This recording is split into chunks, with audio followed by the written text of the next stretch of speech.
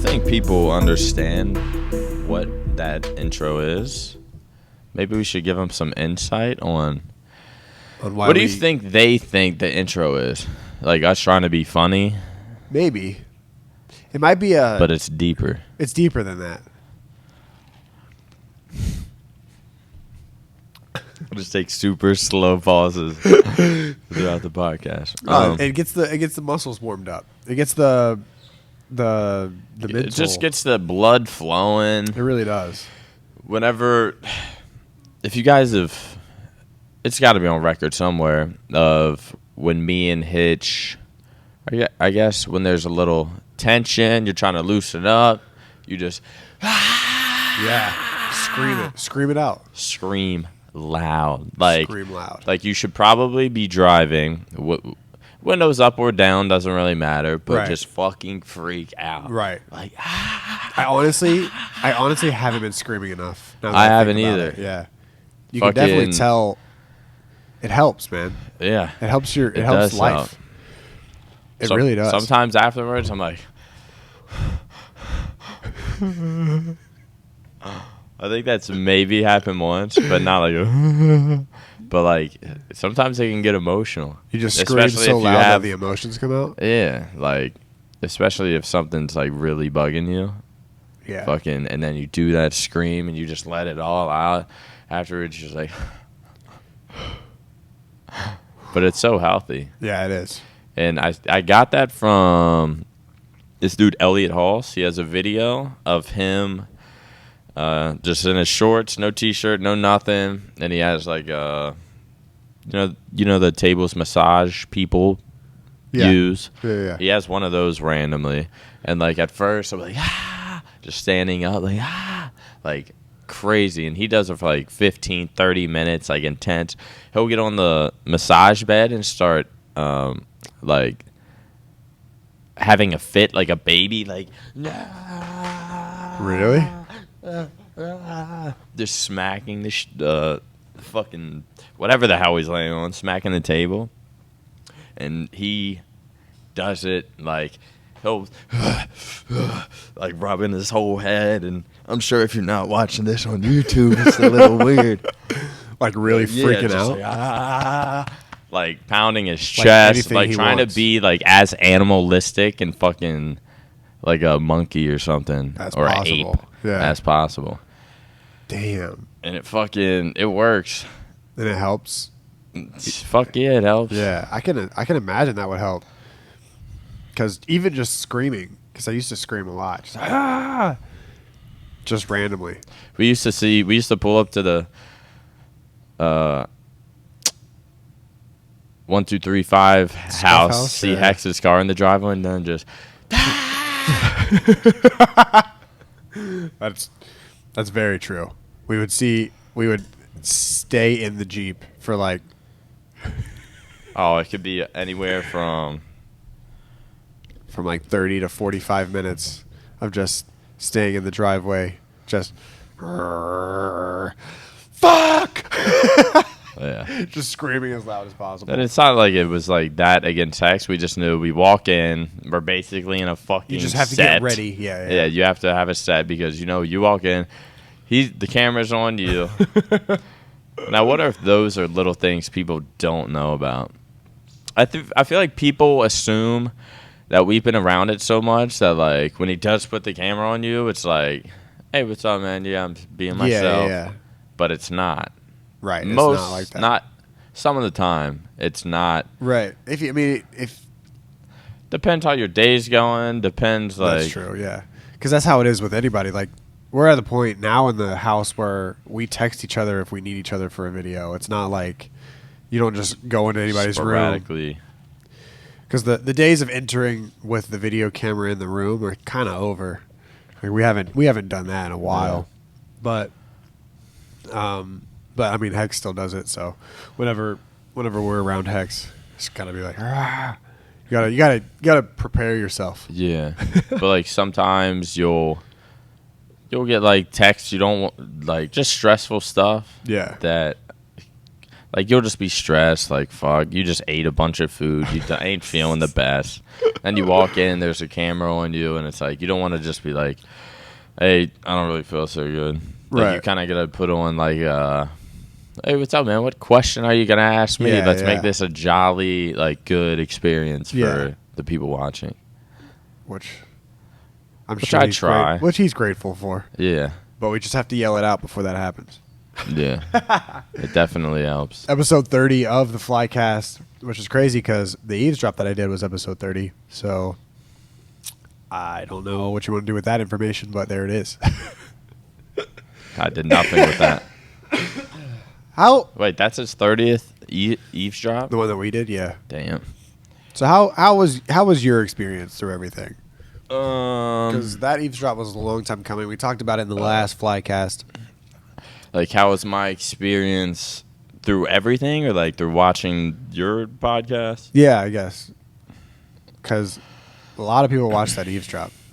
Like a lot of people. Okay. I wonder how many views it has. Well, at first, I wish I had this a little more organized in my brain. I don't know where you want me to start. Like, at first, with all the Infinite stuff, when did I realize shit was getting fucked up? Or No, like, just kind of like last time we talked, we were talking about how I was kind of nervous about going into the eavesdrop, and then I finished the eavesdrop. So how do you think it went? I guess is what I'm okay, trying to ask. yeah, you told me you're going into the eavesdrop. I'm like, you nervous? He's like, yeah, I'm fucking nervous. I was like, oh shit, here we go. Yeah. I knew what y'all were gonna talk about, obviously. Right. But like you said, you didn't know if you were going to name names, and then Hex just started naming names. I didn't think we were gonna name names. But I think you like why not name names? Yeah. Like if this certain person was making these certain decisions, then like his name should be attached to these decisions. It's 300K views. Jesus. Is that 300K? Yeah. Holy Yeah. shit. Fucking Hex brought that up at the house the other day, and he was like, I hate drama, but holy shit, everyone loves drama. He was like, I gotta have like 2 or 3 more videos just like bouncing off that. Yeah. That would do extremely well again, but I'm not that type of guy. But he could turn into that type of guy, just being around drama and stuff. Yeah. But anyways, so I saw so you go into the eavesdrop. When did I watch it? I feel like I watched it. I don't know. I didn't really hear anything about it. I don't think I was on Twitter or something. But I just remember waking up, and it was out, and I was laying in my bed, and I was like, well, here we go. There it is. Not going to lie, I skipped like the first 30 minutes. I don't know if you talked about anything with that. We just talked about the Tfue Bank situation, and then the Nick Okay. Merckx Nate shot situation. Yeah, I didn't really care about that. Yeah. So I just skipped like 30 minutes, and then I hear y'all talking, and then, y'all are talking about how, Hex and Jay's relationship Right. crumbled, how Jay basically left OpTic to basically be Infinite. Like, if Infinite was an org and Yeah. OpTic was an org, Jay left OpTic to join Infinite. I guess that's the way of putting it. Yeah. There's a lot that went on there. It was crazy, dude. It was crazy. I like while we were talking, like I was like, damn, we're getting into it. Like that's what was going on in my mind. And then we asked Matt after we were done. Or Hex was like, Matt, how did that go? And Matt was like, that was fucking crazy. I was like, oh shit. So then Matt sent it to Hex to rewatch it to make sure we didn't cut any or say anything that needed to be cut, and nothing needed to be cut. And then Hex texted me and said it's going up right now. It's not as bad as I thought it was. It's not as bad as I thought it was going to be. Like we didn't really say anything bad. It could have been worse, Right. For sure. And that's what everybody who knows the actual stories, they always say. They always come up to me and they're like, you could have been. It could have been. You guys didn't even talk about anything really. Like, Yeah. we just said the very surface level. You basically said all the bad decisions. I mean, not even nearly all of them. Just Not the all biggest ones. Yeah, just the biggest bad decisions that Jay made, and like, and That I guess affected, y'all's like- personal relationships Right. and how he treated us as what we would think we were friends. Yeah. How he quickly turned that into just business. Yeah. And how 2 months moving down here, Aaron Create is fired. Yeah. Because of something. Apparently, we didn't even because he didn't conform to the 9 to 5 fucking job like they hired 50 other people to do. He was like, well, that's not what I do. Right. And they were basically like, well, you need to be in your own time. You're an employee. Yeah. Because it was like, I think we never really talked about why he got fired. I just said he inevitably got fired. But he got fired. The reasonings were that he missed meetings, but we literally went to work together and left together every day. Aaron and I did. So if he missed meetings, then that means I missed the same meetings. And if he didn't show up on time, I was right there with him, but somehow they just fired him. Well, I think it was it's definitely his probably attitude. His attitude, yeah. Because his attitude's terrible to work in a place like that. Right. Yeah. Which I can see when they're like, yeah, it's not going to work with him working here. But it's like, yeah, we know. Yeah. That's why Aaron is in his room doing his fucking arts and crafts over there. Yeah. Like, he's not meant to be in a fucking cubicle associating with John and fucking Peter. Right, yeah. When they just got jobs here, and he's been working on the shit they're working on for 5 years. Yeah. Why? It just doesn't make any sense, and it's weird to think about it. It's weird because it's all kind of coming back up now, but it's something that I've kind of just accepted, and I've been way past acceptance now. I've moved on, and I've started other things and tried to figure out what I'm going to do with my life now. So the fact that it's all coming back up kind of just makes me realize how fucked up it was in the first place. Obviously, it's something that every time I think about, I get angered. I get angry, and I think about how fucked up it is, but I don't really think about it that often. But now that it's coming back up, I'm just damn. People are talking to me did this really happen? And I'm yes, that happened. And 50 things on top of that we barely even covered anything in that eavesdrop, and we talked for 2 hours. We could have talked for 6 hours. Whenever Hex at one point says, "Is there anything else in the book?" I had a page and a half more to talk about. Yeah. But it was all little things. In this situation, we tried to do this, and they said no, and it was just that. It was what we had already talked about, and all the examples we had talked about, but just over 15 more times. And it's how many times am I going to talk about? It's the same thing. They didn't get it. We told them what to do. They said no. Did not get it at all. Right, and that's the only thing that needs to be known, I guess. Is just how much it wasn't. How understood. terrible it was from day one. Yeah, because literally we drive there, pull up to the apartments, and I'm sure I've said this on the Flycast before, but my fucking my stomach sank into my balls. My stomach just sank. What? This is not in the middle of nowhere, but it's surrounded by just dark. Yeah. Nothing. Dirt. Yeah. And then there's a little shopping center up there. Right. And it's just not a good. That's just not where you're going to put a content team, first off. Yeah. Especially when we were promised that we're going to have apartments overlooking the city of downtown Dallas. Fucking. I think we think about it now, why the hell aren't we in LA? That's what a lot of people think. Why aren't we in LA? And it's easy to think about that now, but at the time, whenever we were thinking about moving, the idea was that we were going to be in downtown Dallas, and we're going to treat downtown Dallas, how Casey Neistat treated downtown New York. You don't have to be in LA to collab or to make a good vibe. We could have. Yeah. But we're in. Not. It could have. Yeah. But right. It could have if. They promised, it's going to be the content creators. Imagine if all of the content creators, the COD pros, whoever fucking other 100 Yeah. teams that they hired. All of us just in like a nice building, literally in downtown, overlooking the city. The amount of times you can go out for dinner. Y'all want to go to this Right. club tonight. Y'all want to go to this bar for a little bit. Yeah. Like, Then we can do like content with everybody collectively. Like the Halo team was down here, the Call of Duty team, the content team. the like, content would have been amazing. Yeah. Like if it was us, the Gears people, the Halo people, and the COD people. Yeah. And if Hex was involved. Right. And if Hex was involved, he would have made that happen. Yeah. But Jay doesn't have the Jay really thought he could do it. Like Jay really thought he could like get all these people together when people are like already being skeptical of Jay.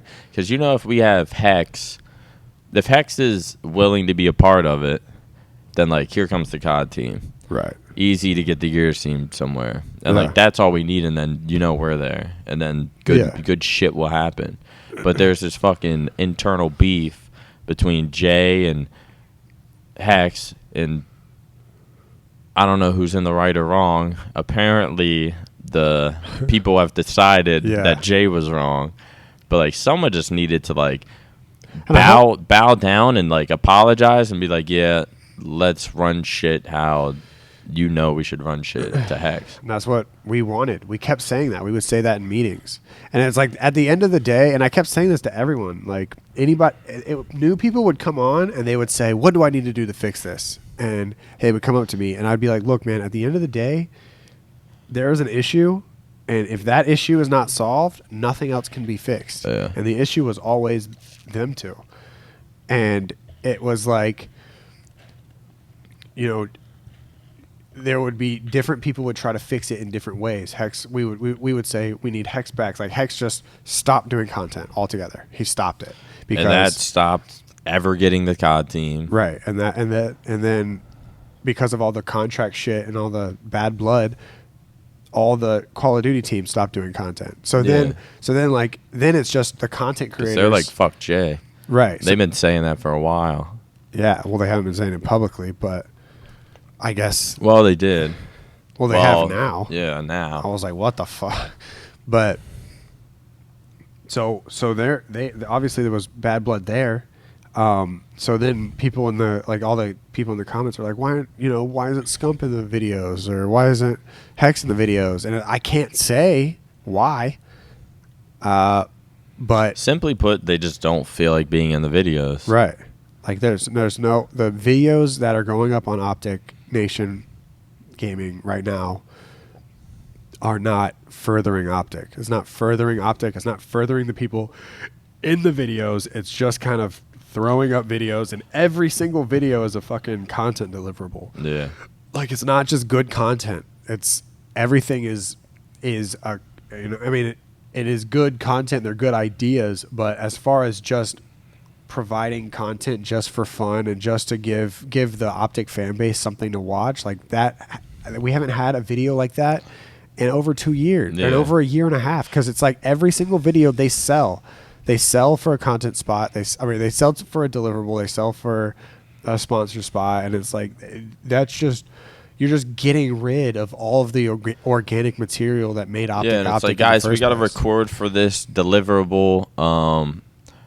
Probably paying us hundreds of thousands, but you guys aren't going to get anything. Right. But we want you to, bring your A game. Right.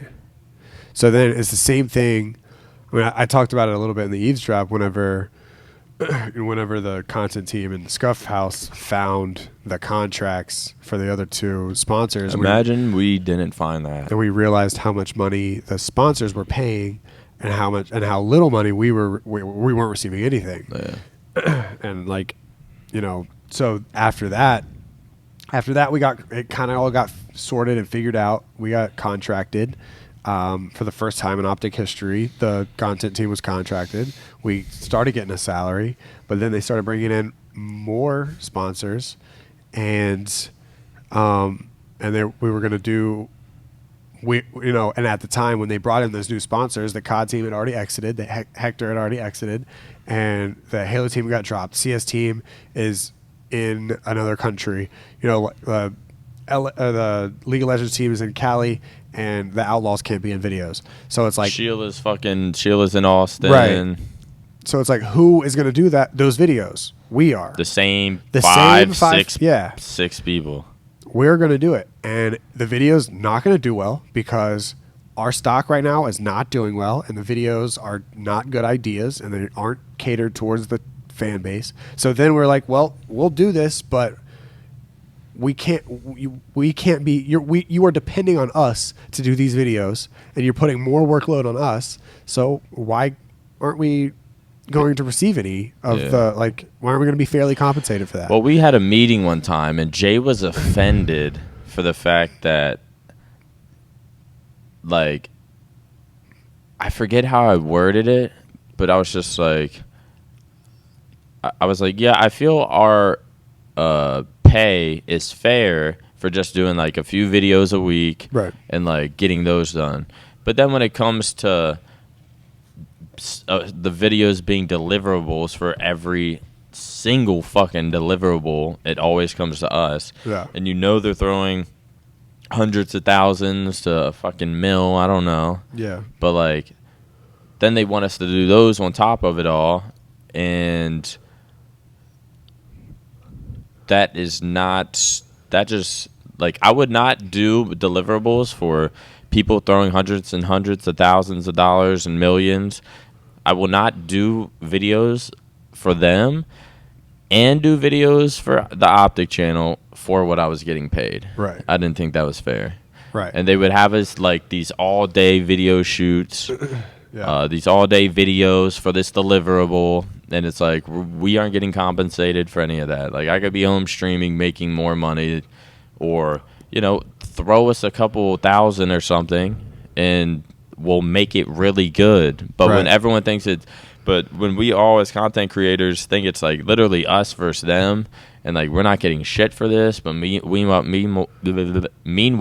we have to do everything. Like, yeah. And in that video, not that we're purposely half-assing a video, but it's like there's no incentive that you don't. That's not how you work with content creators. Yeah, you can't give them no incentive. We haven't ever had a meeting where it didn't turn hostile. Like, every meeting with Jay was hostile. Yeah, it was like whenever I mentioned, like, I think we get paid fair for doing the videos and stuff like that, he was like, damn right y'all do. Just like snarky, like, right. Like, damn right y'all do. Y'all don't do shit. Yeah. And it's just, and then it's like, well, what about all these deliverables that now we have to do? Wait, you said you were gonna get the COD guys to do them, right? They said no. That was the thing, is that he was saying, well, it's not. You know, it's not just going to be you guys. And I looked at him and I said, yes, it is just going to be us. We are the ones you're going to depend on. He said, well, what about our other teams? And I was like, well, the COD guys aren't going to do it. I'm telling you they're not. And then he said, well, they're contractually obligated. And I was like, I know their contracts, and they're not. I'm telling you they're not. I am telling you that unless we get the COD teams in and we are able to get some sort of old vibe back, the videos are not going to do well. And if you're just banking on us to do it, then that comes back to what we were all there for in the first place, which is the compensation. And then the conversation always came back to, well, the COD team has to do it. The Gears team has to do it. They have to be in videos. And here we are 7 months later, and the COD team hasn't been in any videos. And like I said in the first place, I know the guys. I know them. They're not going to do it. Yeah. There's a lot of animosity there, so I know they're not going to do anybody in Infinite any favors. And they're not contractually obligated to be there in the first place. And then we kept getting more sponsors with more deliverables. That meeting was for Fuel Royale. And ever since Fuel Royale, there's Nissan with more deliverables, and there's GameStop with more deliverables. And I like those companies. I don't know anything about them because we haven't been involved in anything. Besides talking with the people in Infinite that we actually do get along with about like Nissan deliverables and stuff. But as far as talking to the actual companies, we haven't talked to them at all. We don't know what their what they want from us. They have to be lying to these companies. Maybe I don't know. We'll get these deliverables with one of our Call of Duty players. If they're definitely selling the Call of Duty team. If they're doing that, then that's fine. Who knows if they are? Because I don't want to get in trouble and say they're definitely doing that. If they are, that's pretty fucked up because the COD team's not going to be in the videos. Yeah. And the COD team, they're not receiving any of the, they already have fat-ass salaries. So it's whatever there. Yeah. But as far as them getting money on top of what the company brings in, I don't think they see any of that either. Yeah. I don't know, though, to be fair. I mean, they probably do. I'm sure they have done some deliverables that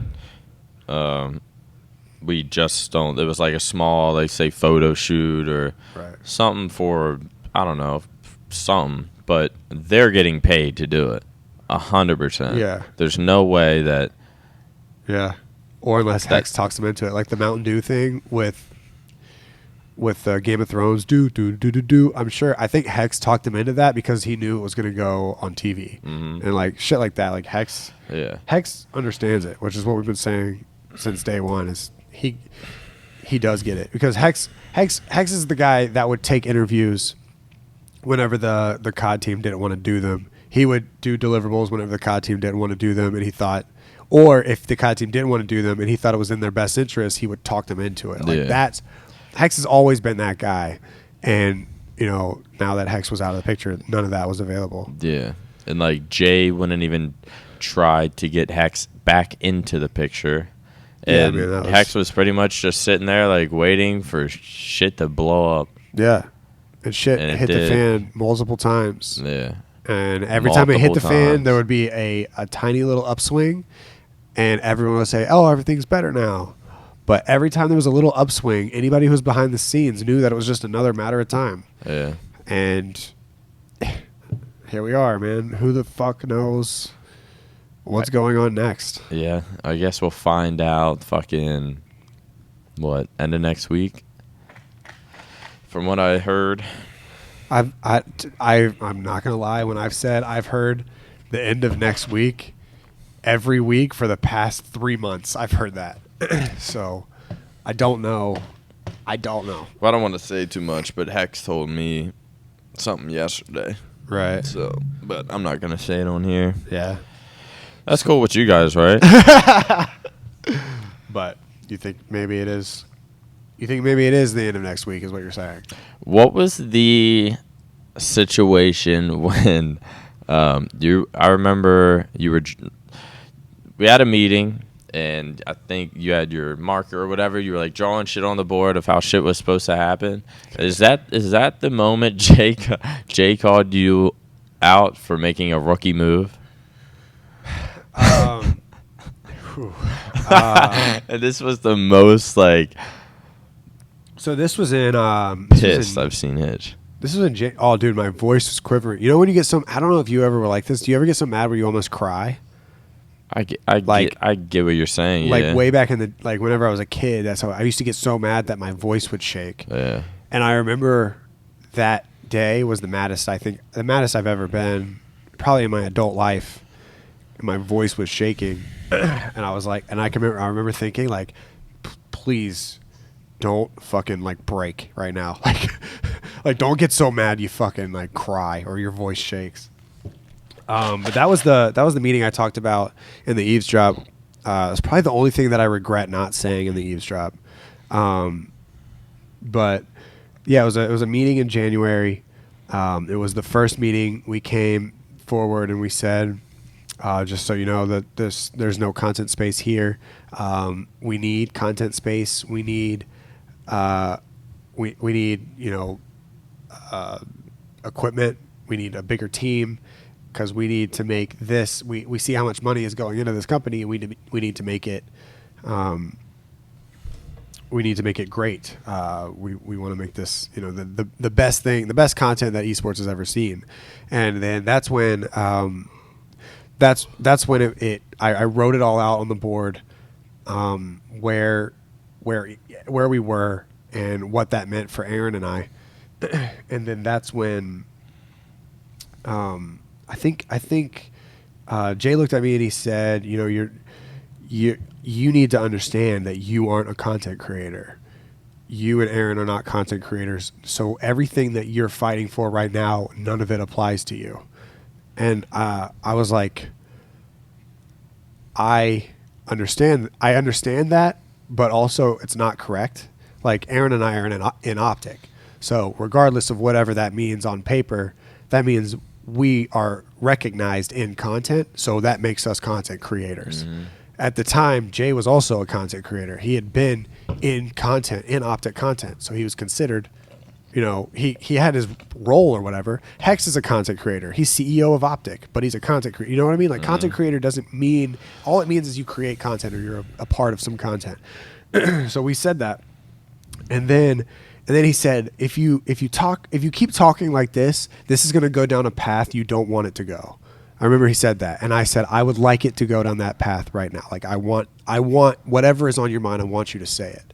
And then just because I went in there and asked for more content space, and more equipment and a better idea of what we were going to do moving forward in No Scope, he said, you know, Davis, you're talking in the way that you're talking, you're seeming very rookie right now. You seem like a rookie, and when it comes to business, and I don't remember quite what happened after that. All I remember is blacking out. Like yeah, I don't really remember. I forget who else was in the room, but it was just like. I think that's a little silence, and everyone realized, like, wow, shit's different now. Shit really is different now. And what did he say before to you? There's a path. You don't want to. Yeah, Davis, he said, this is going to go down a road that you don't want it to go. Like how? And then he was talking. I mean, what he meant by that was he was talking about the fact that I was trying to stand up for you guys and for the content creators about us not having the equipment. But in his mind, I was an employee of No Scope, and so was Aaron. So everything that I was there fighting for didn't apply to me, and that's why he said that. No, he looked at you. Well, yes, but he looked at you and was basically like, "You don't want to fuck with me." You think that's what it was? That's what he meant. Yeah. At least I think. Like, Davis, Aaron, you're coming at me, and let me tell you something. You don't want to fuck with me. I bet those are the words he really wishes he could have said. But even then, to fucking someone and I don't even want to turn this into a fuck Jay podcast, but because I liked Jay, I can't even say I have Jay a really good friend. Yeah, I considered him a really good friend. Fucking months before we moved here, we're out there playing basketball and shit together damn near every day, talking about the future. And then we get here, and it's like something changed. And just for him to be so close with us, to be able to sit us in a room and then look at you, and you trying to help build what we need built, and then he still can look at you and say, Davis, this is gonna go, if you keep pressing me like this is gonna go down a path you don't want to go, because I'm Big J and you're just little old Davis. That's how I looked at it. I mean, and that could be the case. At that moment I was like, that meeting did change everything though, because that meeting, I was like, I remember leaving the meeting like, what the fuck? Like, what just happened? Yeah. That was like almost every meeting though. Yeah, but every meeting he would... So defensive. Every meeting, to his defense, every meeting he would call me afterwards and be like, that meeting is not how I wanted it to go. And then he would try to like make up for what happened, which you know, it worked the first 2 or 3 times. I was like, okay, I'm sorry it got hostile in there. I didn't want it to get hostile. I didn't want that to be the vibe of the meeting. This is just what I was saying. Like, Aaron and I feel disrespected. We feel like you haven't, you know, respected what we built, and we want to push OpTic to the next level. We're not looking after ourselves. We want to push OpTic content to the next level. And then the conversation would would go how it was originally supposed to go, where it was like, okay, that makes sense. And like the times when I built my own OpTic team, or the times when I, finally got through and made it so maybe we could get some more space, or maybe we could get some more equipment. That always happened like a week after the initial meeting, because it was so white hot and angry in the meeting. And then there was a time when it would smooth over, and then the actual conversation would be brought to light. And then that happened so many times. Like, it literally just happened in the last meeting we had. The last meeting where what you're talking about the Fuel Royale thing, where it's like, we're not being compensated. And Will was like, well, I think it's fair for us to be compensated because our numbers are being sold for these spots. And then he looked at Will and was like, I don't sell any of you guys' numbers on any of the spots. And then Will was like, why? You know what I mean? Like, why would you not sell our analytics? Right. And then at that point, it was like, it turned kind of hostile. And I don't like, I feel like in every meeting he was pretty much like, look guys, like, we don't really need y'all. So gonna need you to step it up. The vibe for the past year and a half was, you're close to being dropped. Like, for the past year and a half, it was, you're close to being dropped. I'm hearing from people in the office that they're looking at new content creators. Right. Does anyone know? And so it's like, when I'm hearing they're looking to replace me, like, why would I still try to like come on a video, kill it, right, for the OpTic channel, or try to kill a deliverable, which I'm not getting compensated. That's why I have so much getting paid minimally. I have so much fucking respect for Ashley. Like, the amount of respect I have for Ashley is like unreal, because she knows her vibe on the Nation channel. There is a way where Ashley is in content, and it's how she runs her personal channel, and it's how she runs her stream. It is whenever she's in her own element, her own vibe, she is an amazing content creator and very chill, very vibey, and just does what she does, and people enjoy it. She's great to talk to. She has a great sense of humor. What you can't do with Ashley is throw her in a video and tell her to be funny, and tell her to just conform with whatever the fuck we're doing and try to make herself fit. Yeah. Because that's when the OpTic channel thrashes, just for some reason, there's a bunch of little kids out there that treat her like shit. Whenever she was in Vision, it was fine for the most part. And whenever she was in other videos on the Nation channel throughout the past, it was fine. But then they started throwing her in trivia videos, and her partner is Bose, or you know what I mean? And it's just like not going well. Oh, yeah. She finds out like a couple months ago that she is being asked to leave Dallas. I think what it was is we want to take it back to how it was before. And I was talking with her, and she was like, and I guess what it was before is I live in Minnesota and they don't pay me anymore. And I was like, damn, that's like super fucked up. They gave her 2 months. Throughout those 2 months, she showed up to every fucking Fuel Royale. She showed up to every content deliverable she was supposed to go to, knowing that she is being dropped, basically. And the only reason... Not dropped from fired. OpTic. Yeah. From her... Fired, I guess. From her corporate job over here.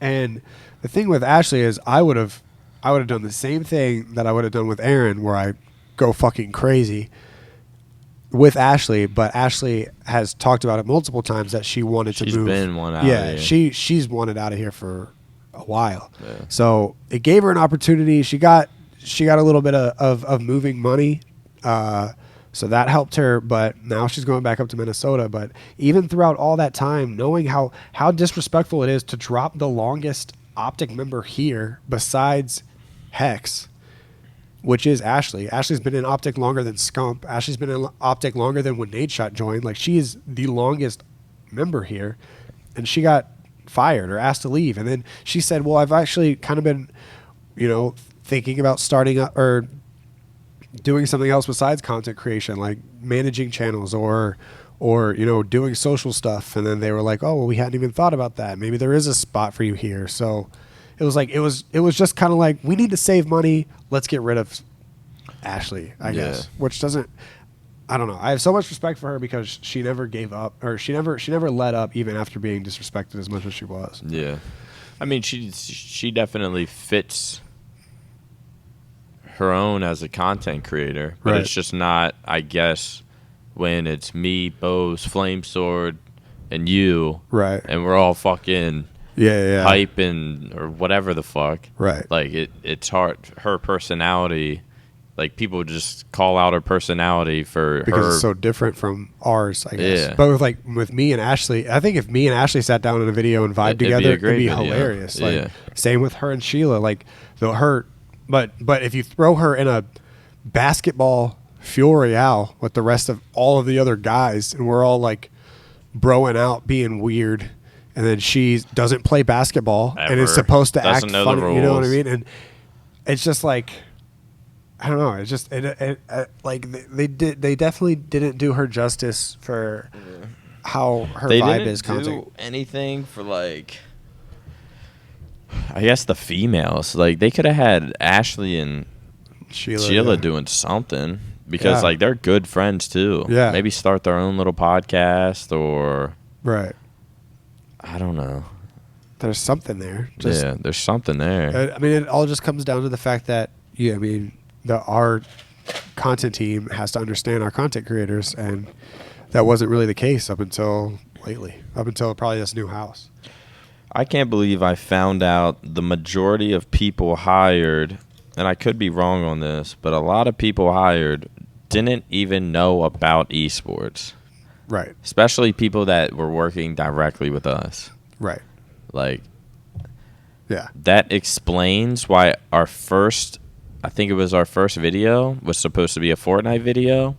We were in the smallest room ever, mouse pads as big as my palm. Yep. And with shitty mice, shitty computers, lag, just terrible. And that's our first OpTic plays. And it's just like, wow. So all that money, Dude, that's the all the money invested into this team, that team, this team, that team, this team, that. Where are they at now? And where are Like- we? like it just every. We're it's a- still here, and we didn't get shit. They got everything. They got everything, And then they ended up just getting tossed. right.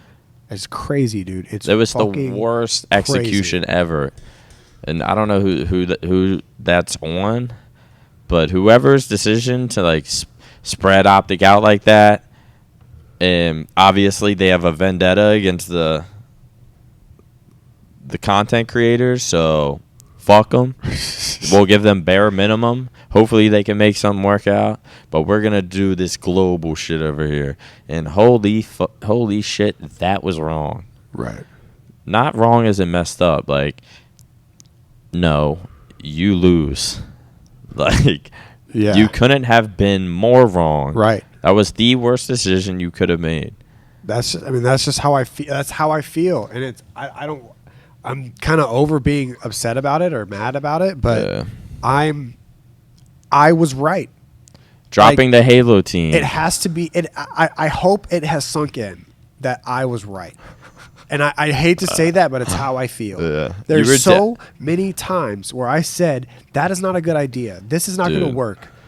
Imagine if they came to us and was like, because like how Hex would do, like if Dude. like at 1, 2, 3, 5, if he was Could you picking up a imagine? player, picking up a team, he'd be like, "What do you guys think about picking up this guy to replace him, or picking up this team? We're gonna have the new OpTic team come in to replace this team." Like, and everyone either agrees or they Yeah. say it's not a good idea. Imagine if they came to us and were like, "Hey, we're thinking about dropping the OpTic Halo team." We'd be like, no, Right, no. dude. And like right there, they'd be like, "Why?" Well, because there's You know what how was much there? history is 4? there. Yeah, how much But the history thing is is there? that How did they happen. will move here. They'll be in content. Dude, that did happen. Did it? The first time I got wind of the call of the Halo and Gears of War team being dropped, we were still in the Scuff House. Really? Yeah, I was sitting down at Burrito Express with Hex and Jay said, "So what do you think the future of Halo and Gears is?" Because I don't think there is a future in esports there. And I was like, whoa, well, like maybe not for other people, but our team brings in championships. Both of those teams bring in championships. They provide us content. They provide us trophies, a story, it gives credibility to OpTic. The fact that we look out for these guys, not only are they helping OpTic, but we're helping their esports. Like, we're in a position where we can help an entire esport. So we should not be thinking that way. And that was fucking way before. And I thought at that point it was like, okay, that's how it is. But then it came back up, and it's the same thing that happened. The argument, like, no, these are our these are our fucking family. Like, we know these guys. Like, you grew up with some of these guys.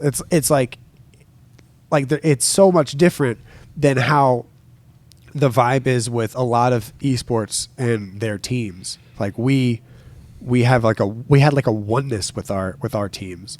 And now, like, Kenny was living in the house at the time. Kenny was living in the house, and TJ was living in the house. It's like you're thinking about dropping people that are living in the house that we're going back to after we're done with that, Burrito like, Express. the people love, right?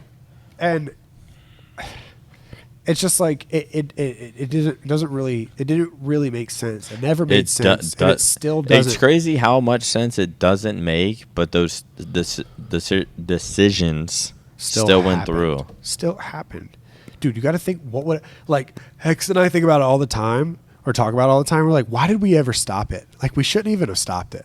Like, you want to sell the COD team? Sure, sell the COD team. Sure, just do it. Just Fine. see what happens. Just do it. Yeah, I think that's a great idea. Yeah, you should definitely sell the COD team. I think that's a great. Get rid of the Gears team too, and the Halo team. Do it all in one tweet. You should just do that. That's what we had joked about each other. We've joked that way with each other for a long time because it's so bizarre. It's nuts. It's so it doesn't even make sense that's just kind of the comedic way to get over it. It's just like, yeah, man. My brain can't fathom the decisions that were made, like, and the decisions that were thinking about being made, like dropping the Call of Duty team, dropping the Halo, dropping the Gears team. Like, how is that even in the thought?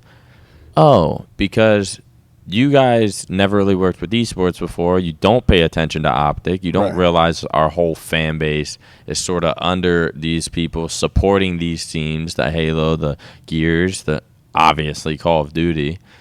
Like, are they simply just looking at it as stream number? They have to just be looking at it as, that's exactly what it is. We pay these guys this much, but the event final is only a 8K views. That's exactly but that has happened. nothing to do with it, because when they come back, it's a trophy for OpTic. It's another championship. It's another story to be made with, like, Vision or something. Like, it's a lot more than just these than numbers. Yeah. Dude, yeah. It's fucking insane. And then like what you were saying about the Vendetta stuff. Shit. I hope I don't get in trouble. I mean, what the fuck? Whatever.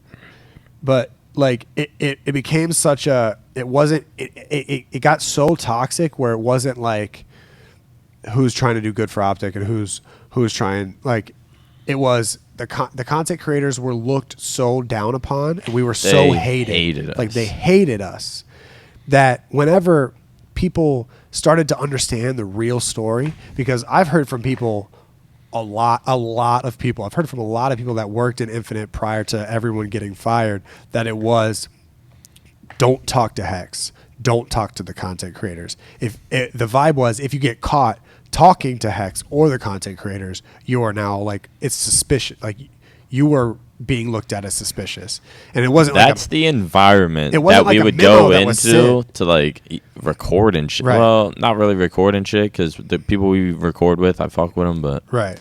Anyway, but the thing is the people that we record with now, they're seen as people that have sided with the content creators because they talk to us now, and, like, the meeting that I talked about where Roger went in trying to fix everything, and he said a lot of this shit is terrible, and we need to figure out how to fix it. And he was saying the same things that I had been saying, and then that meeting turned into it's all Hitch's fault to begin with. He made the Around the Bar video. He blacked out his Avi. It's all Hitch's fault.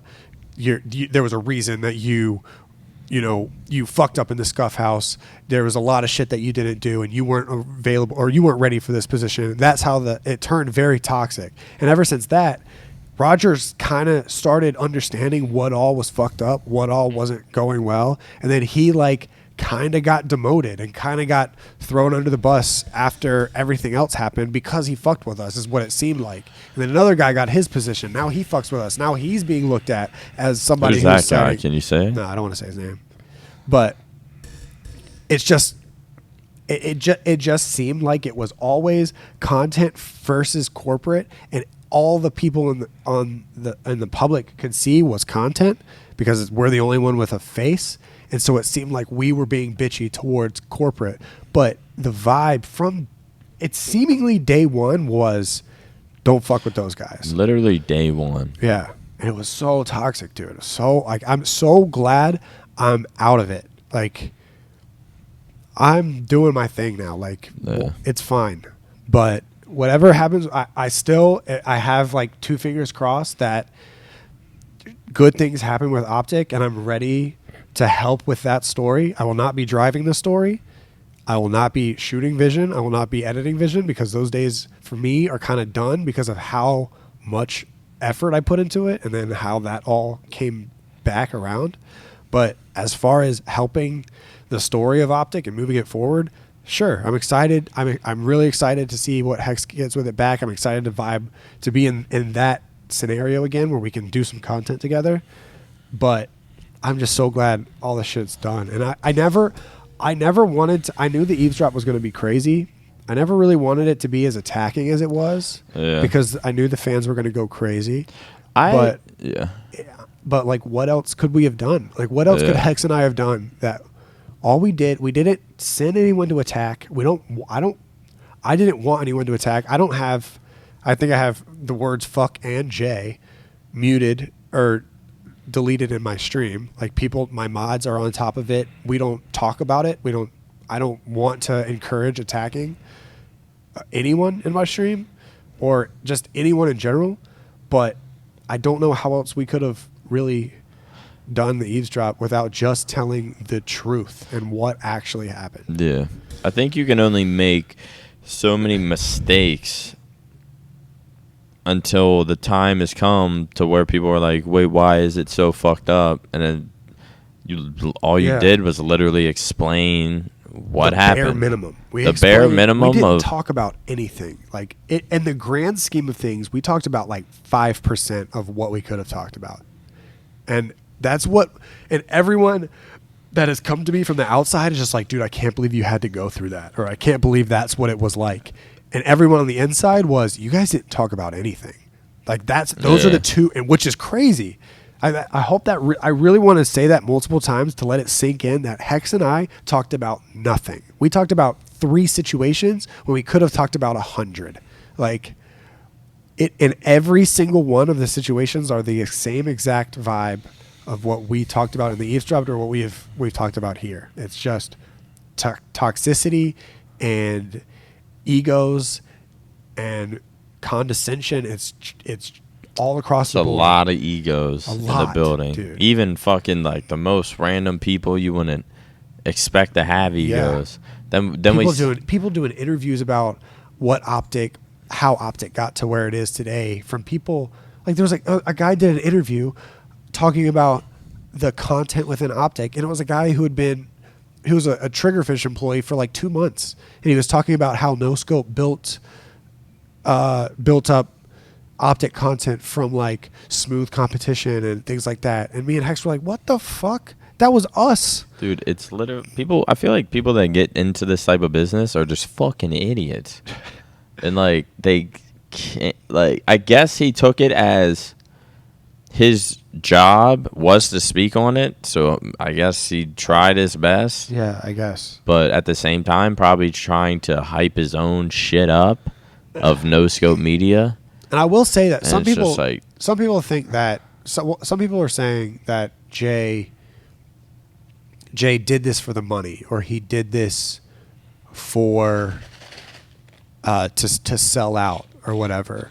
And I don't think that's the case. I think he ran the business as well as he thought. He ran it how he thought it should be run. Yeah, I feel like it's not like a betrayal thing or like he turned his back. I think he actually tried to make it work. Exactly. He just got a 0% on the test. But that's not the issue I have. Like, the issue I have wasn't how he tried to run it. It was the fact that it's one thing if Aaron tells you something and you're like, okay, that's just Aaron. And that's another thing where if I tell you something and it's like I have a little bit of credibility when it comes to at least content in OpTic, and I don't have Aaron's attitude. So maybe you can, at least reason with me, at least understand what I'm trying to say. But if you completely ignore all of me and Hex is coming to you, the guy who built OpTic, and you're ignoring everything that Hex said, that's the issue that I have. It's not, I don't think he did it for the money. I don't necessarily think he did it for the power. I do think he let the power get to his head, and I think he let it control him a little bit. But that's not the issue I really have. I think the only issue I have is that we tried to make it a collaborative effort, and that was completely ignored. Yeah. Like you said, I believe he tried his best to make it work for everyone. I believe he tried his best to especially make it work for himself, so that in his head he thought these decisions that he's gonna make are gonna fucking blossom, and it's gonna look like, oh, Jay knows what he's fucking doing. Yeah. I believe he had good intentions for the most part. I wouldn't really say later, like this year, because I really felt like he was kind of like fuck the content creators, and the whole corporate side was like fuck the content creators. But I truly do believe he wanted the best, but he just, every single idea was bad. Yeah. Every idea was bad, and every time he talked to someone, he spoke to them he just didn't know how to speak to them without there being some kind of like controversy, and basically, no, his way was the right way. Right. But now it's time to at least chill out a little bit. And what is the better way to chill out than just CBD?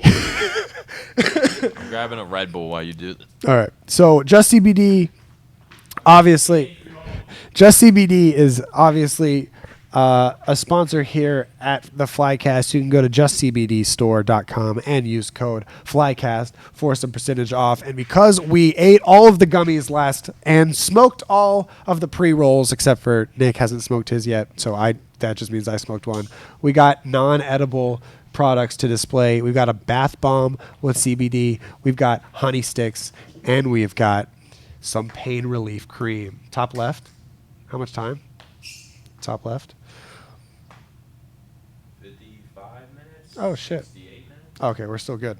So, yeah, pain relief. Here, you have any pain, man? Roll this shit on. I do, actually. What do you got pain? What do you got pain for? My neck. Your neck or your back? My. Here, open that. Just CBD does a great job of packaging their products. Have you ever had honey sticks? No. Is that just CBD honey sticks? I think so. Fuck yeah. I'm using that bath bomb. Yeah, I was about to say I've never used a bath bomb. You don't have a bath. True. So I got. You have a bath? Damn. With Mike's hairs, fucking. Ew. But yeah, just so you guys know, I want to thank all of the Flycast listeners and watchers, because Just CBD has come to us and said that we've done a really good job so far on promotion, and they like how natural it is. And also Manscaped, who sponsored 2 of the Flycasts, said that the traction on the website was very increased heavily whenever we promoted it on the Flycast. So you guys are doing amazing jobs. Yeah, good shit, guys, man. Support the people. Support who you want to support, but support the support that we're getting supported by. Hell yeah. I think you said I something. think that made sense. And I think you said something. It got the point across. Yeah. But yeah, Just CBD, man. Check him out. If Ooh. Is this the last what would you call it? Deliverable? For Just But CBD, I'm trying to see them come back. No, no. I'm gonna let them know that this was the last one. See what's going on. Talk to Manscaped as well, and we'll see. We'll see if Just CBD can find a home in the Flycast. Hope so. I hope so. If not, well, also there's plenty of room on this table. Definitely. If anyone is interested, let us know. What's your Hex is starting the mural over there. I'm trying to get it. What's your email? Let Hitch know. Yeah. If you're interested. Yeah, the email is in the description of my Twitter or the description of my YouTube videos. You'll find it. Yeah. Thank you, Just CBD. Is this all Just CBD? Yeah. Yeah, I'm taking that bath bomb. And I want to try this. Are you a bath bomb kind of guy? No, I don't think I've ever done one in my life. Oh. You struggling to get it open? Yeah, it's kind of hard. I don't know how it works. Oh, I got it. So, you want to talk about the other shit that's been going on? The FaZe and Tfue shit, or the Nate Shot Nick Merck stuff, or the Jack joining 100 Thieves? I got it open. You got it, yeah. What? FaZe, Nick? Yeah. Yeah, which one? FaZe? Let's talk about the Tfue Banks shit first. Tfue versus Banks. Release the fucking contract. Let me hear your side first. Talked about it a little bit in the flight or in the eavesdrop. I think everybody's in over their heads a little bit, especially Tfue. I mean, I think Tfue signed obviously a shitty contract. I think FaZe. Obviously, FaZe has talked about how they didn't accept any or didn't take any of his money. So, that's one side of it. But the thing is, on Tfue's side, they could take any of his money whenever he wanted it. So, yeah, I think Banks is a face that wasn't necessarily supposed to be involved, but he took it to heart because I think it was more about people on the actual corporate side that Tfue had an issue with. And so I don't know. I think everybody is just kind of in over their head a little bit. But now I think they're keeping him on FaZe. But why would you want to keep somebody on FaZe that is very vocal about not wanting to be on FaZe? You know what I mean? I don't know. He removed everything from FaZe, changed his gamer tag. Really? Cloaksy changed his. They're just Cloaksy and Tfue now. So Cloaksy's not on FaZe, or is he? I'm pretty sure they're out. Damn. I wonder which one's going to join 100 Which Thieves. is a big loss. What pisses me off is Banks tweeted I don't really have a side. I think they both went through it wrong. Yeah. So I'm not really picking a side, but fuck, what was I gonna say about Banks? Nah, Cloaksy, team captain for FaZe Clan. It's still on here. On Closies? Yeah. Really? I know he changed his gamer tag or whatever. Yeah. I don't know. Maybe I'm wrong. But Banks went at it he tweeted something like, I brought you up from nothing, made you so much money, blah, blah, blah, blah, blah. The only thing I'd expect in return is loyalty. And it's like... Yeah, you have an issue with loyalty. I have an issue when people... It's not loyalty... Loyalty has an... I've heard this quote before. Loyalty has an expiration date. And I think it was Tfue's loyalty expiration date fucking expired. He did what he was supposed to do with FaZe. He's sitting there making millions of dollars. What, a month? Yeah. Fucking... he can go do his own thing. And if you see your little brother come up and you help him come up, but he's also bringing the entire Fortnite community to your brand. Yeah. I don't know who owes who. That is true, yeah. Tfue brought the entire FaZe community to fucking FaZe. The entire Fortnite community. Like, it was like, him joining FaZe obviously helped, but, like, joining FaZe can almost only do so much. Tfue did it perfectly. He's that fucking good. He's a good streamer. And, like, FaZe should be happy and feel blessed that they even got Tfue. Because he brought the entire Fortnite community to fucking FaZe. Yeah. And if that wasn't enough for him to jump on, do that, make some millions, FaZe got more than enough off Tfue's name. Fucking from when you think of Tfue, you think of FaZe, and you think of Fortnite. Like, FaZe got the whole fucking Fortnite community off that. Yeah. If that's not enough, I don't know what is, but to me, he does not owe him loyalty. You don't bring up, he'd call him like his brother and something. You don't bring up your brother, and then he blows the fuck up, and you try to hold him back with you instead of seeing him, go off and do his own things and fly, little Tfue, fly. Yeah. Yeah, I feel like loyalty, I guess I can get what you're saying. I feel like loyalty is more about like person to person rather than player to org and shit. You know what I mean? Like, I feel like there's some loyalty still between Nadeshot and Hector, and they are CEOs of two different orgs, but it's because they came up together that there's some sort of loyalty. I have loyalty to OpTic, and I have loyalty to Hex, but after this past year, who the fuck knows what that means? Like I think, you know what I mean? Like, that's just going to be like, if I think it's loyalty as in if Hex ever needs anything, then I'd be there to help. Or if Nadeshot ever needs anything, Hex is there to help. And it's like, I feel like the issue is that, like, I don't know if Tfue ever went straight to Banks and was like, hey, this is a big issue, like, let's work this out, or if he had like little birds chirping in his ear that was like, just sue him, just sue FaZe. Well, apparently suing them was the only way. Apparently they were trying to like renegotiate, but I think Tfue knew from the go, like, he was not trying to renegotiate with them. He was trying to go do his own thing. Like, he probably felt he didn't need to be on an org anymore, which makes perfectly fucking sense with how much money he makes. Like, you don't want to be tied down and suddenly you're making fucking multi-million dollars a month, and you have someone that you still have to look to. Yeah. And that's like calling you out on Twitter and shit like that. It's like, I wouldn't want to deal with that shit either. Yeah. I'd get out with my multi-millies and keep doing my thing. Yeah. You don't owe anyone shit. Shit is crazy. Then we got Jack joining 100 Thieves and Nick Merckx joining FaZe. What do you think about that?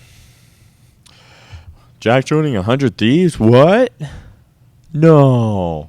I knew this in fucking March of last year. But yeah, congrats to Jack, even though it felt like he's been in 100 Thieves for the past few months. Yeah. Congrats to Jack. They're really doing it how it should be done. How it should be fucking done. Yeah, they're really doing it over there. So best of luck to them. I saw they started their own podcast called the Courage and Nadeshot Show. Or is it the Nadeshot and Courage Show? I think it's the Courage and Nadeshot Show. I think that was what they... that was the joke, is that... Courage is first? Yeah. Yeah, I saw something like that. But yeah, best of luck to them. I mean, they don't really need it. Yeah. But I see them doing their thing. Their content is so good, it pisses me off, man. Every time I see it, I'm just like, yep. This looks like what should have happened over here. Yep. Every single time I see something, I mean, their content creator, their content team is the best. I mean, it's the best in esports right now. Yeah. Is their content team fucking like people who have been around in esports forever? Yep. Oh, that would make sense. Yep. They're people that knows what they're doing, and Jack and Nadeshot have a lot of say in what the content should be and what the announcement video should be like and what the See, that's what it. I would hope to think that's what it would have been like if Hex, like when we moved here and Hex was still the main guy. Yeah. Like there would have been shows with like the COD team, or there would have been a better house to where everyone feels like they can go to. Yeah. Like literally last night at the bar, the B team said to us, they were like, we actually like our house more than y'all's house. Like, I was like, what, y'all trying to come back to our place after and drink or something? And they were like, we're actually just going to go to the B team house. Like, no offense, but like, that is not a content house. Yeah. And like, you go to their house and it's just like a different feel. Yeah.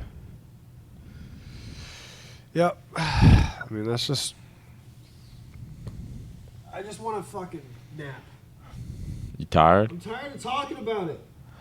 Shit pisses me off. How are your streams been going? My stream's been going really good. Yeah, I know. Really good.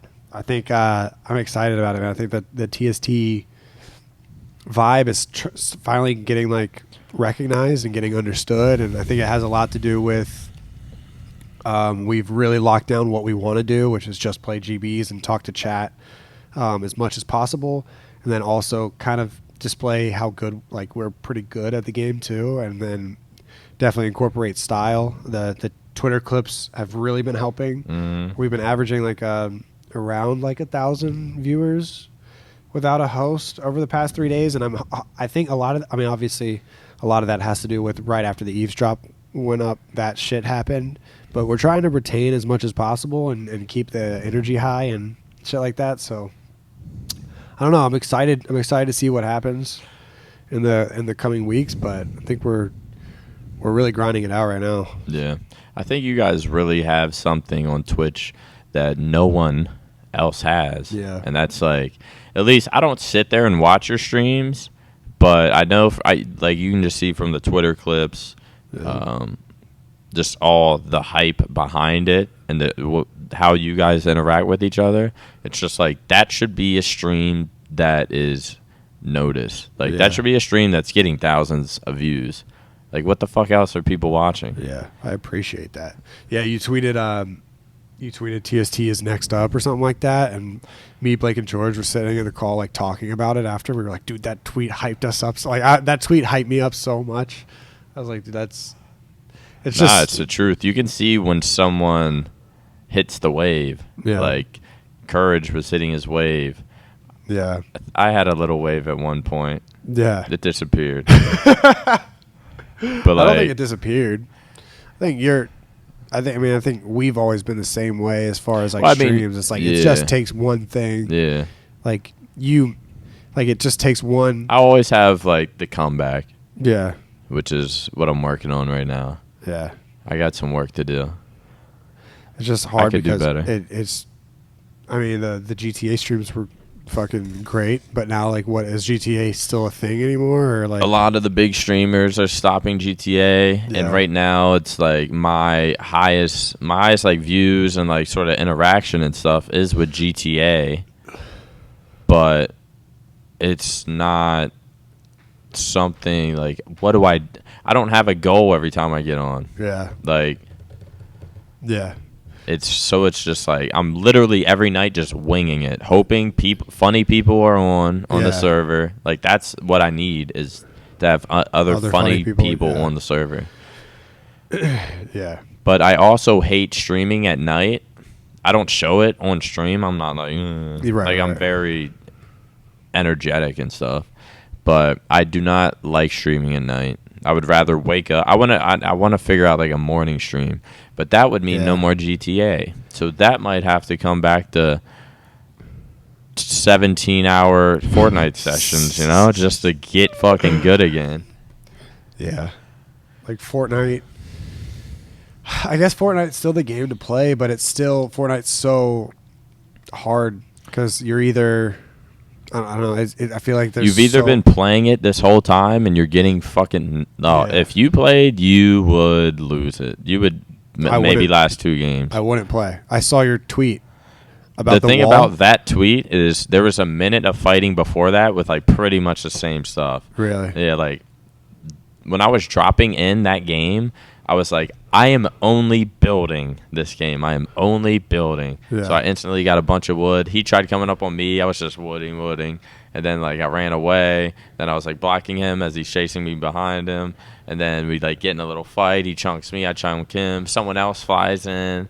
One of them kills each other. And that's when I'm at the bottom. And then that's when I go up the ramp and then, like, shoot him through the door. And then that's when the fight starts. But it was, like, a whole 2-minute process of that bullshit. And what led up to that was, like, 2 games before that was the same type of fights I was in. And I was just like, I can't deal with this. Yeah. That's just, I think, like, whenever there are instances where you can get out of, like, just gun-on-gun battle by doing stuff like that, because in Black Ops 4, it's shoulder peeking. Whenever we play a team that just shoulder peeks and you can't kill them because you shoot them, like, twice and then they just heal up with their little stem pack and then they shoulder peek again, I hate playing people like that. Really? And, like, that's how good people play. So whenever we play good people, I just lose it. But that's like the rage that I feel whenever I hit someone twice and then they go behind the wall and they're already full health. That's how Fortnite is all the time. Yeah. It's just you tag one person and then they're building and it's just like, oh. And now they took out pump shotguns, so you can't even, like, chunk someone. Right. So, like, with that half a second that their body's exposed and you can chunk them. Yeah. Like, you can't even do it anymore. You're using a drum gun and getting, like, hitting them for, like, 30 or, like, 60 tops. And then it's just to another battle fight. Then another battle fight. Then you'll hit them, like, twice again. Then another battle fight. And it's just so people will really be practicing that building stuff. Yeah. That sounds terrible. Yeah. Like, It's not fun, but I can tell I'm getting better. Like, there's plenty of noobs that still just, like, really? shit on. But, yeah, as far as, like, any sort of like, there's a competitive playlist now called Arena. And in that playlist, people are there's 40 people left, and you'll just see a guy in a hut just, like, taking it as if he's in the World Cup. Damn. Just, like, trying to last to the end. And I'm on a mountain, just no cover. Just, like, I'm looking at everyone in their fucking boxes. I'm like, I hate this fucking game. Just shooting people shit for no reason, just to fuck with them. Yeah, it's great. I kind of watched some of the World Cup stuff. I watched a lot of Nick Merckx' stream and some of, like, Neo's stream. And, dude, there will be, like, 50 people left when the circle's like this small. Like, the circle, like, it'll be whenever the circle rotates and you have to run to the next circle, and there's 40 people just bouncing, and I'm just like, nah. Yeah. I'll just stick to GBs like it's 2007. Did we talk about Nick Merckx and Nate Shot? Nah. I don't think we did. No, we didn't talk about it. You got any opinions on it? My opinion about the whole thing is I don't really fucking have a because everything's speculation. We don't really know. I got I've got mad love for Nick and a lot of love for Nate Shot. They both have showed me love in the past, like, week whenever the Eavesdrop came out on their streams publicly and stuff. Damn. So I just don't want to get into it. I think at the end of the day, they're both in a happier place now. Nick apparently is getting taken care of a lot at FaZe. And Nate is, Nate's doing his thing at 100 Thieves. It seems like the content is going really well. So whatever. At the end of the day, I think maybe it's just two people. They don't really talk anymore. Who knows how much they don't like each other, or how, I know Nick does not fuck with him. Right, based off of what he said publicly. But let's just, at the end of the day, that shit is, for me, that situation just happened. I don't think, people are roasting Nate Shot about shit. People are roasting Nick about shit. And I think that's a situation where, I don't know the behind the scenes of it, and I don't really want to know, because I kind of know the behind the scenes of it. You do? It's basically just business stuff. Yeah. Like, Nick has said it on his stream, too, that it was, like, promises that weren't kept, and once investors and shit got involved, Yeah. then he kind of got pushed out Yeah. of the, and he just felt he was, I guess, did dirty. Yeah. Which you hate to fucking see, because I was two friends that like sort of made 100 Thieves together, really brought it off its feet together, and then just one business move. It's like one business move. Yeah. like you really like. I don't understand how people can't like save that. Like, Yeah. how can't Nate be like, nah, we can make this work. Like trust me, this is how it works. Yeah. You're gonna get your money or whatever the fuck. Yeah. Like, we can make this work. Instead of it always just being like, it seems like someone always makes that decision to where it's like, sorry, man, but you're gonna kind of get fucked. Yeah. And I don't know if that's the decision Nate had to make, but I just hate seeing two friends who like really built something, and then because of like one business decision, like, Yeah. I like, can kind of tell. damn, too. you're gonna fuck me over that hard on a business decision, Dude, like, it's so easy to tell. Like, now we can't be friends. it's so easy to tell when people have issues with each other. Like, not easy, but like whenever people were wondering if Nate Shot and Hex didn't fuck with each other, like it's very easy. Like, all you have to do is look to see when the last time they talked to each other publicly was, and if it wasn't recently, something's probably up. Like that, it's as easy as that. That's why I was shocked that people didn't understand that Jay and Hex had beef, because that's just been over a year now. There was a time where I think I don't want to. This is no. I don't know if I'm talking out of line, but I think Banks and Temper weren't really fucking with each other for a brief moment there, because Like they a were long time ago. Yeah, they weren't talking to each other, and now it's like they're in videos and shit all the time together. So I'm sure they're cool, but it's like pretty obvious. Like, I could tell they played Nick and Nade played Blackout one day together, and anybody who watched that stream, you could kind of tell like something was up. At first, I thought they were just being pals and just like joking around and just like roasting each other a little bit. But the more I watched, I was like, damn, I think there's something deeper here. Wait, what was it? They played whenever Blackout first came out. Uh-huh.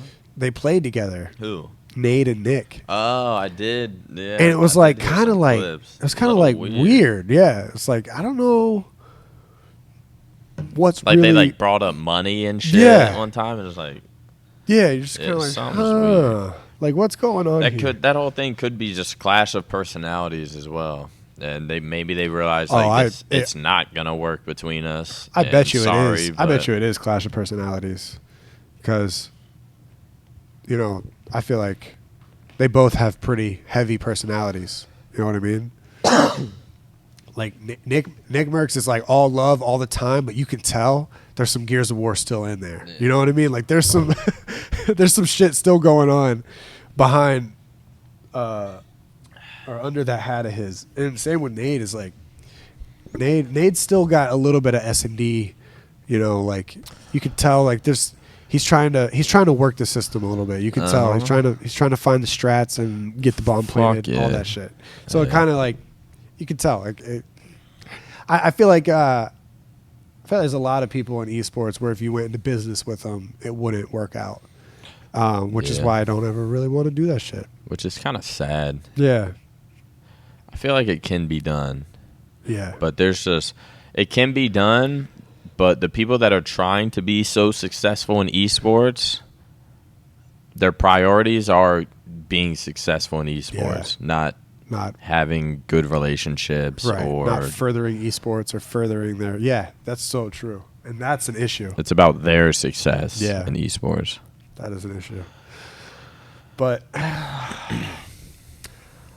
I'm down if you are. What? To get some to go get some drinks and drink tonight.